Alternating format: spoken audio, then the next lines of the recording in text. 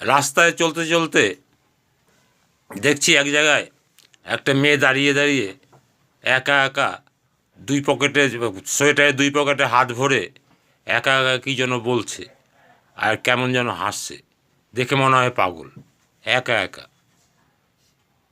আমি ভাবলাম কি পাগল নাকি। আবার 10 হাত ধরে দেখি একটা ছেলে ওরকম পকেটে হাত দুই পকেটে হাত ঢুকিয়ে হাসছে, আর মাঝে মাঝে দেহটাকে মোচড় মারছে, আর হাসতে হাসতে মানে বেঁকিয়ে পড়ছে।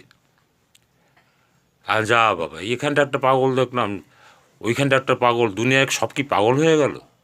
বাইকটা রেখে আমিও পকেটে হাত ভরে হাঁটতে হাঁটতে গেলাম, গিয়ে দেখি পাগলগুলোর কাণ্ড কারখানা। গিয়ে দেখছি ওরা কথা বলছে আর হাসছে। কথা বলছে কেন? পাগল কি বড্ড পাগল হয়ে গেল? তারপর খেয়াল করলাম না, কানের মধ্যে ব্লুটুথ ঝুলানো আছে। এই ছেলেটারও মেয়েটারও ওরা কথা বলছে।